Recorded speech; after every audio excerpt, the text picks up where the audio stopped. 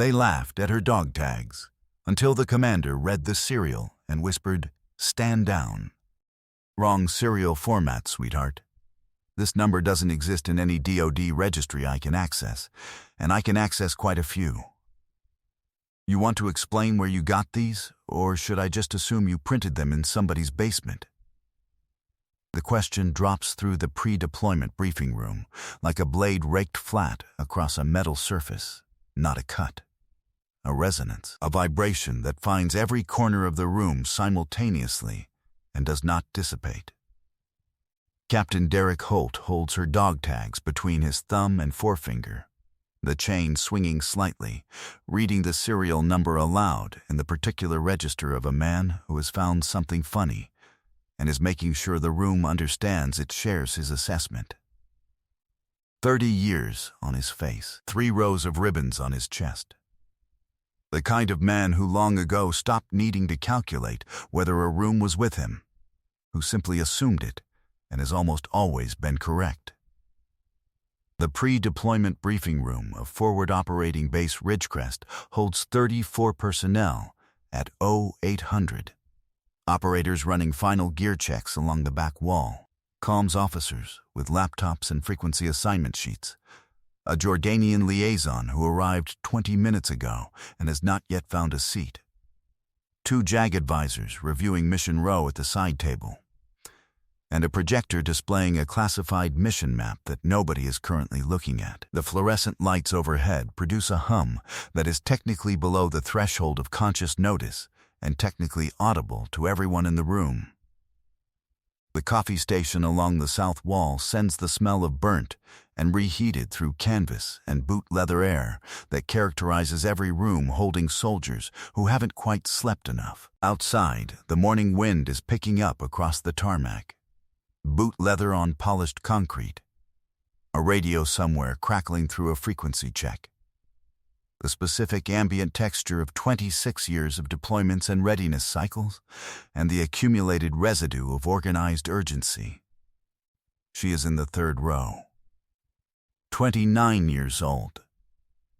Civilian contractor lanyard, plain duty jacket over a pressed shirt. No rank insignia anywhere on either garment. A deliberate absence that registers as civilian adjacent to anyone not examining it carefully. Dark hair pinned back to regulation. A printed mission roster laid flat on her knee, annotated in a hand that moves with the specific economy of someone trained to record information under conditions that don't allow for second drafts. She does not occupy space the way a civilian occupies space. She occupies it the way a person occupies space, when they have spent long enough in rooms like this that the room itself no longer registers as a variable. She had been annotating the roster when Holt stopped the briefing to conduct what he called a routine contractor credential verification. She had produced the doc tags without being asked twice. The room is laughing now. Not everyone, but enough. The kind of laugh that invites everyone else to join in, calibrated to feel inclusive rather than cruel. The kind that travels. She looks up from the roster. "The format is correct, sir," she says it without heat, without defense. In the specific, measured tone of a person who has more information than the conversation requires, and has decided, in advance, how much of it to share. Then she returns to the roster. Over near the east wall, in the corner seat furthest from the projector and closest to the exit, a man named Command Master Chief Warren Cole stops moving. 60 years old. 32 years of service. The kind of stillness that comes from 3 decades of learning which rooms need watching and how to watch them without appearing to. He came in early and took the corner because the corner gives him the room, and has been running a quiet inventory of every person in it since 0743. Most of what he's cataloged has been routine. She has not been routine from the moment she walked through the door. He noticed it immediately, not what it was, but that it was something. The way she set down her gear bag without adjusting for its weight.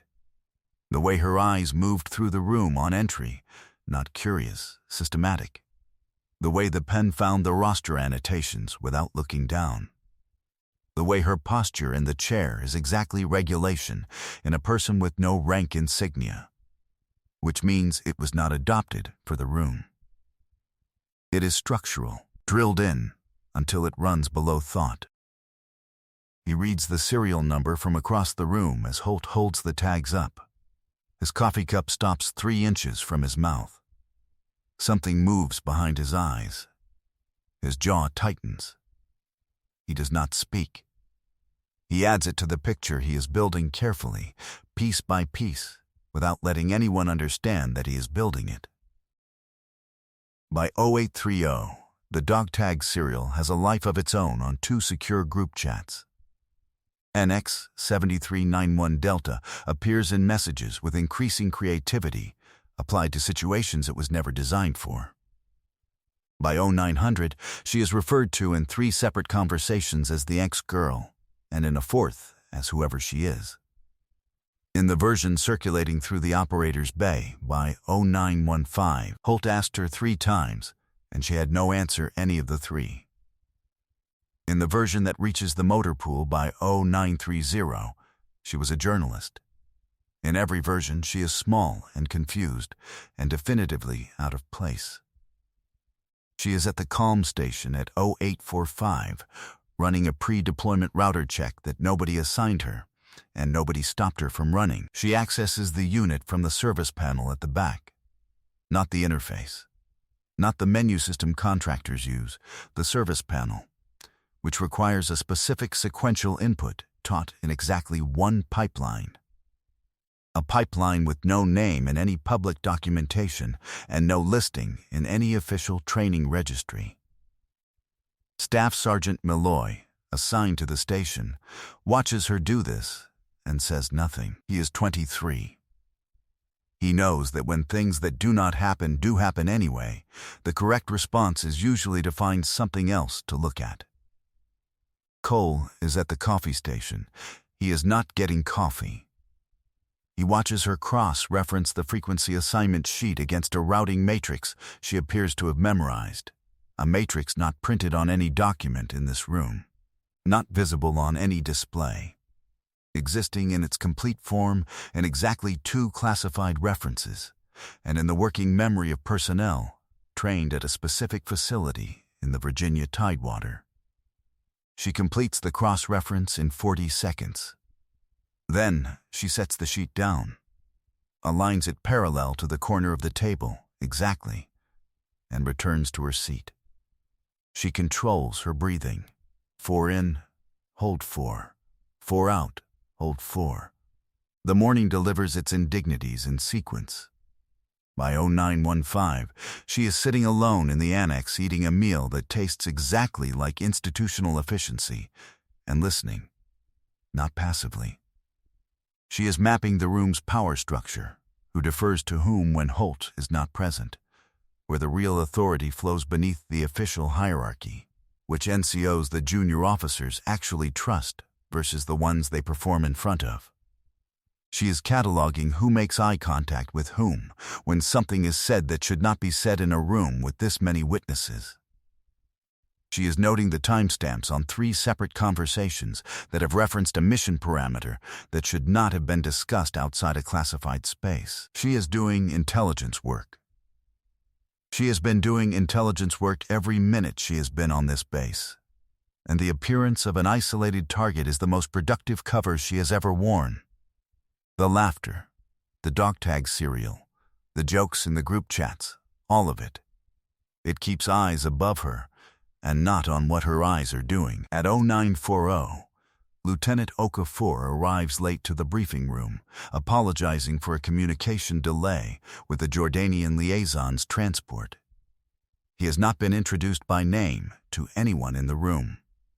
His rank designator was not communicated in the morning briefing. She looks up from the roster as he enters. Lieutenant, comms designator, Okafor. The liaison's transport logged through the north vehicle gate at 0907. It's in the register if you need the timestamp. She says it in the flat, helpful register of someone passing along administrative information. Then she looks back down. Okafor stops, looks at her, looks at Cole. Cole stirs his coffee and does not return the look. He is thinking about a wrist brace he noticed on her left arm when she set down the tablet. Not orthopedic, not commercial. The specific tactical wrap used by personnel recovering from a dislocated wrist sustained during water jump training. He has worn it twice. He has seen it on 50 other people, and every one of them trained in a place he is now fairly certain she also trained. He is also thinking about the door. At 1007, the south entrance opens without announcement. A supply sergeant with a delivery. Just a sudden opening. Her response is not a flinch. It is a controlled micro-redirect of attention, weight shifting 2 degrees forward, eyes tracking the door without turning her face toward it. A slight adjustment in the set of her shoulders that is over in less than a second. Combat conditioning. The suppression of the startle response drilled in until what replaces it is faster and more precise than the original. The kind of thing that does not come from a manual. The kind that comes from a specific training environment and from the specific moment in that environment when an instructor says, "You're ready." Cole sets his coffee down. His pen stops moving on the page he has not actually been writing on for 40 minutes. She controls her breathing. 4 in. Hold 4. 4 out. Hold 4.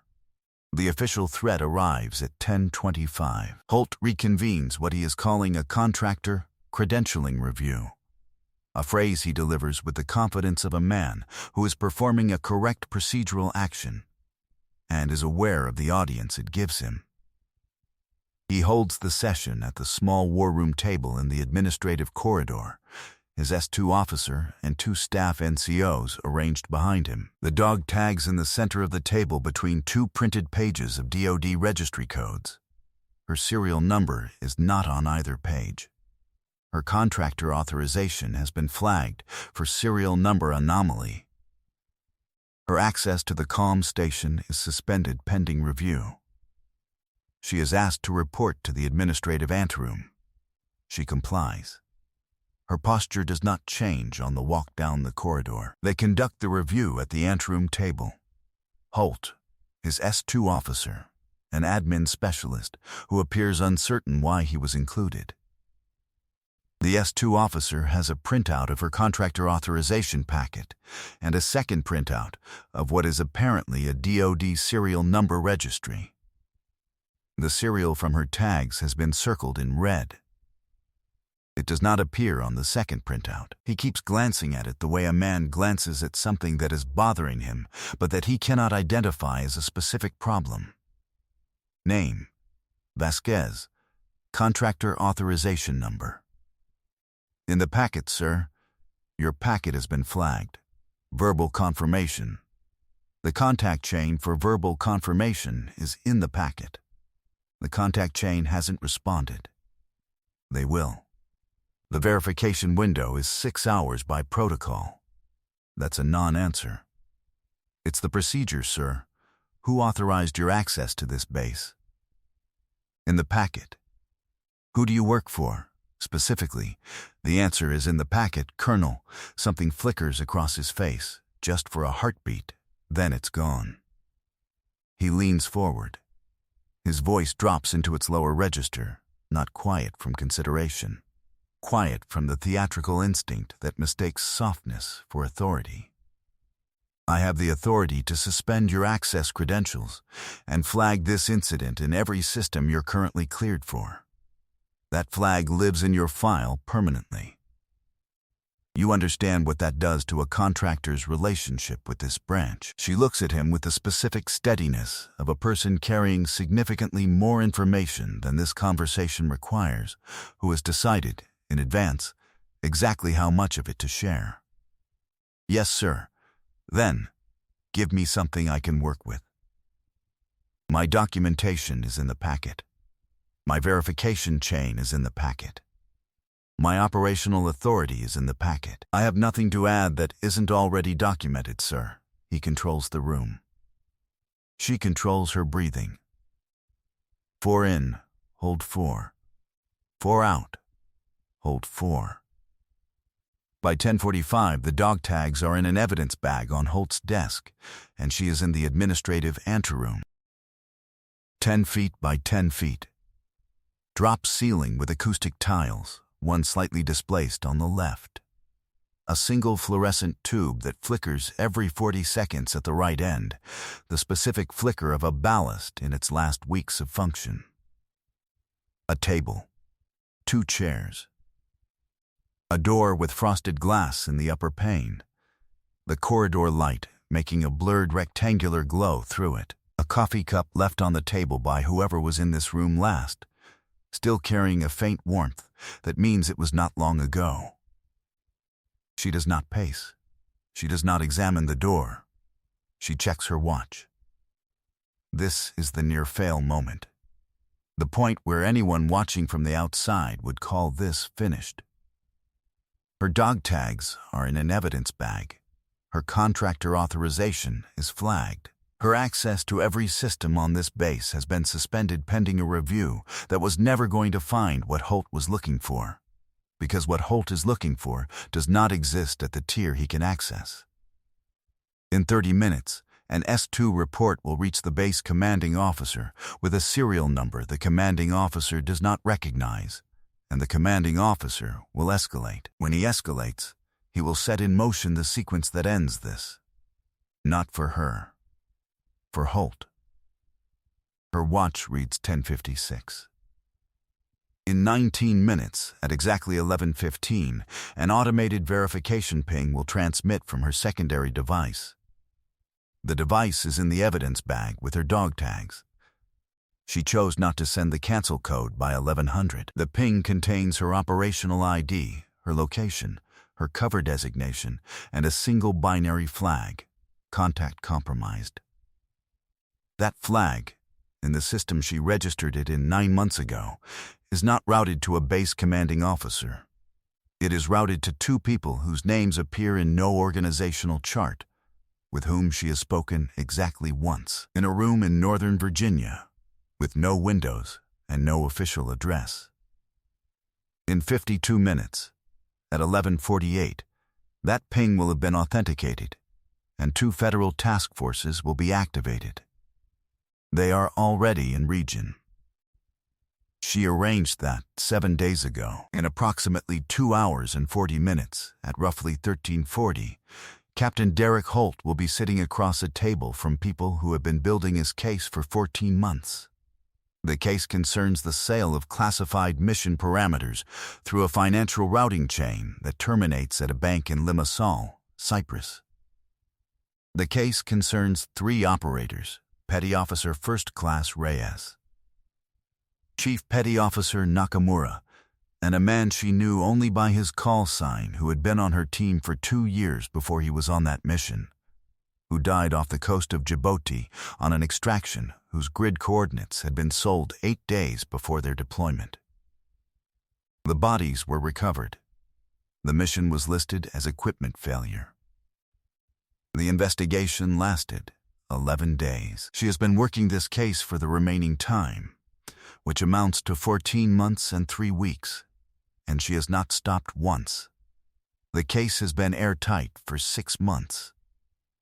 She stayed in the field for 3 additional months because she was not finished with the network.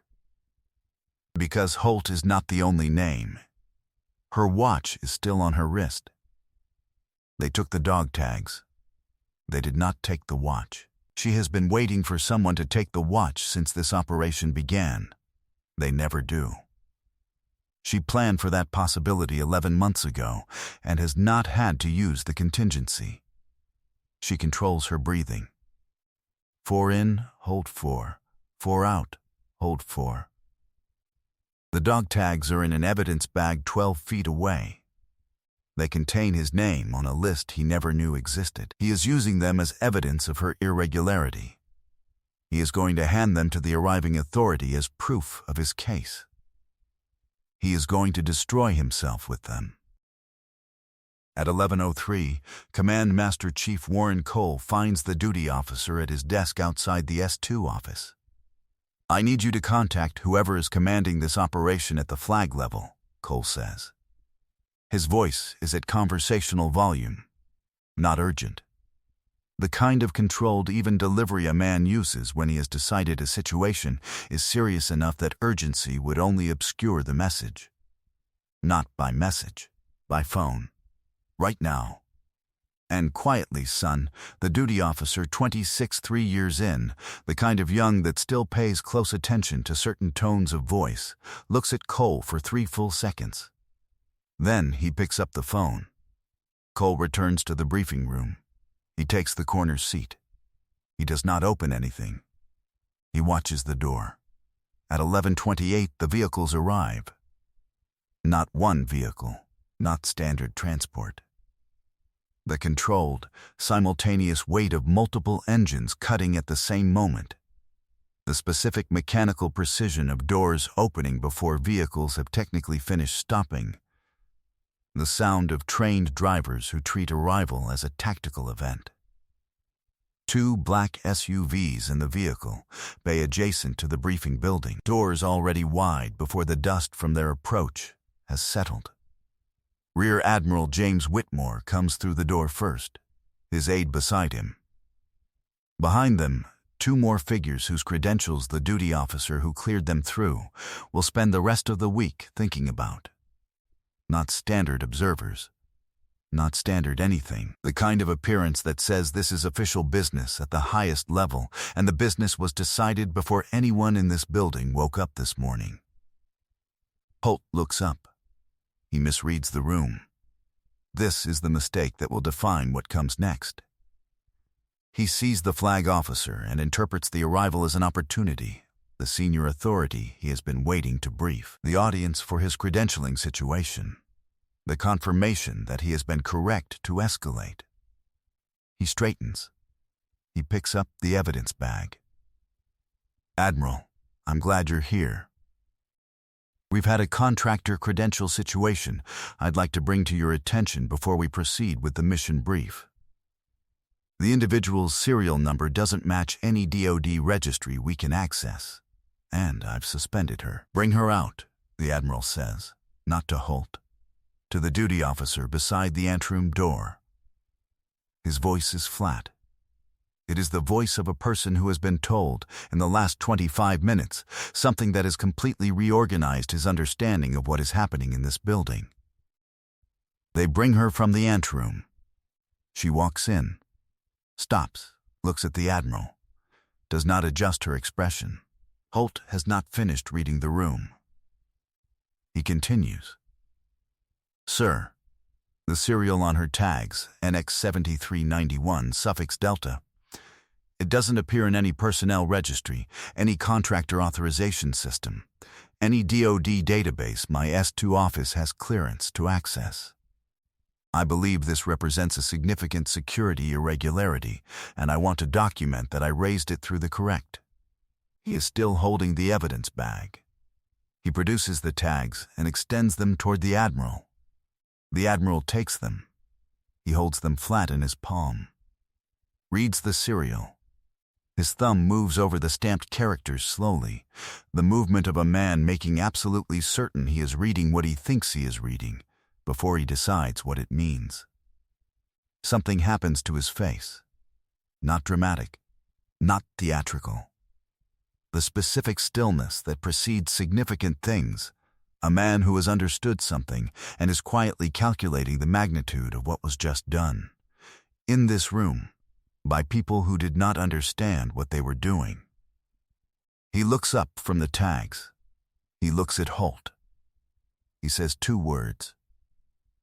Below the register he has been using. Below the register of command. Below the register of the room. The kind of quiet that is not soft. The kind that is dense with everything it is choosing not to do. "Stand down." The room does not process it immediately. Not because they couldn't hear it. Because the register was wrong. Commands carry volume. Commands land with weight distributed outward. This landed like weight compressed inward. The particular quiet of a thing said when volume would only diminish it, when the words themselves carry sufficient mass. Then one person understood it. Then someone else did. Then the room detonated. Not with noise, with the specific physics of 34 people arriving at the same conclusion at staggered intervals, the wave of comprehension moving from the Admiral outward through the room, each person's face running its own compressed version of the same sequence. An equipment bag hit the floor near the back wall, not dropped. Released by a hand that stopped receiving instructions when the mind stopped processing the sequence in front of it. The fluorescent hum became the only constant sound in the room. A tablet screen went dark because no one was touching it. Someone's pen rolled off the edge of a table, and the tap of it on the concrete was audible across the room. The Jordanian liaison, who had not understood most of what had happened this morning, and understood less of this, went absolutely still in the way of a person who has learned that when a room changes like this, the correct response is to share its stillness. The weight of it settled over every surface. Not empty. Dense, 34 people holding every automatic physical response in check simultaneously. The accumulated effort of it pressing down on the air in the room until even the small sounds, a boot scuffing tile, a badge swinging against a chair back, the ACK vent in the ceiling shifting through its cycle, felt like they were filling something much larger than themselves. The kind of silence that makes people check exits. The kind that arrives when a room has understood something and does not yet know what to do with the understanding, and so it holds very still and waits for someone else to move first. The Admiral handed the tags back to her. She took them, put them around her neck, straightened them with the automatic, unhurried motion of a person returning something to its correct position. He turned to face the room. For the record, and for the clear understanding of every person currently present, this individual is Lieutenant Commander S. Vasquez, Naval Special Operations, operating under classified designation Iron 3, Special Programs Directorate, Department of Defense. The pause that followed was not accidental. It had a specific duration and a specific purpose. Her operational authority supersedes the rank of every officer present in this building, including mine. Every person in this room answers to her, including myself. His hand came up, not quickly. The salute moved from his side in deliberate, formal stages, arm rising, hand finding the precise geometry of military respect, rendered slowly enough for every person present to register each component. 4 counts, crisp at every edge. The kind of salute that does not get performed for a room, it becomes one. His aide followed. The 2 figures behind him, whose credentials the duty officer would think about for the rest of the week, raised their hands. The operators along the back wall began raising theirs, one by one. The comms officers. The JAG advisors who had spent the morning reviewing Roe and were now part of a different kind of record. Each one running the same calculation. Each one arriving at the only answer available to it. One after another, not simultaneously, each person's understanding catching and resolving on its own timeline, carrying its own weight. Cole raised his last. He had moved from the corner to a position 4 feet from the Admiral, while the rest of the room was still computing. He stood there, 60 years old, 32 years behind him. The kind of face that has forgotten how to be surprised by most things, and he raised his hand. His salute was not the same as the others, correct in every technical element, different in what it carried. The others saluted because the calculation resolved, and there was only one available answer. Cole saluted because he had known, or something close to knowing, since 0800 when she walked through the door and occupied the room the way only certain people occupy rooms. Since the service panel at 0845. Since Okafor's designator. Since the wrist brace. Since the door at 1007. He had made a choice at 1103. He could have waited. He chose not to. A chosen salute. From knowledge. Given to knowledge. The kind that cannot be ordered. She returned it. Holt's hands were at his sides in the complete absence of everything they had always known what to do with. The evidence bag was on the floor where he'd set it without intending to, set down by a hand that stopped receiving instructions from a mind that had stopped processing the sequence in front of it. The chain of the dog tags visible through the clear plastic. The serial number still legible. NX 7391 Delta. Still not in any DoD registry he would ever have the clearance to search. His own evidence, his own hands, extended across the table toward the arriving admiral, producing the proof of her identity to the one person in the building who could read it. His face had stopped cycling through expressions and arrived at the specific flatness that follows when everything a person has built their confidence on stops functioning simultaneously, and there is nothing left to perform. The federal agents flanked him. Quietly, Captain Holt, if you'll come with us, in the flat professional register of someone who has said that sentence many times to many men who were absolutely certain they were untouchable, and who stopped being surprised by their expression a long time ago.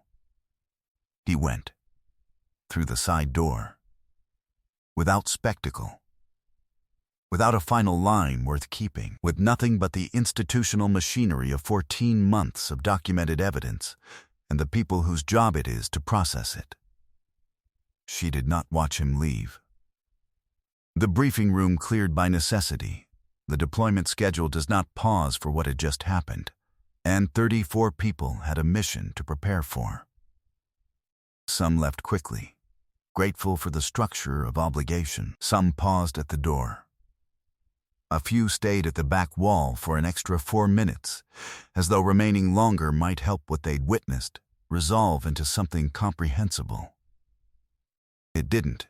Particularly, some things take longer than 4 minutes. She stood in the empty room and looked at the dog tags in her palm. The serial number she has carried for 4 years, the one that made Holt laugh at 0800, and made an admiral go still at 1131. Not wrong, not fabricated, just classified above the tier of everyone in the room until the one person who recognized it walked through the door. His own evidence, his own hands, producing it to end his own case. They laughed at what they didn't recognize. They forgot that the things worth fearing are almost never labeled. Outside, on the North Perimeter Road, the afternoon carries the specific temperature of a forward operating base in the hour after the wind shifts. Cooler air off the high desert moving over the fence line, the dust settling. The tarmac returning the morning's heat in the flat radiation of dark asphalt at 15-11 hours. The sky to the west is the amber and violet specific to this elevation and this time of day, a color that belongs to no other hour and no other latitude, the color of a day that has decided it is finished and is proceeding accordingly. Her watch reads 15:11. She has been on this base for 12 days. She has what she came for. The dog tags are around her neck again. Not wrong, not fake, classified above the tier of everyone who laughed at them, and exactly where they belong. Holt's name is off the list. Confirmed, and handed off to the machinery that handles what comes next. One name remains without a face. A financial routing trail she has traced to a bank in Limassol, and then into a network of shell transfers that go dark 4 links before their endpoint. Someone is still in position, still transmitting. The signal pattern has shifted in the past 3 weeks in the specific way of a person who believes they are invisible and has recently begun to relax. They relax right before the end. In her experience, it is always right before the end. Tomorrow brings new names. Tonight, 3 operators who died off the coast of Djibouti on a mission whose parameters had been sold are one step closer to what they were owed. Silence is a weapon, too. She has been carrying both.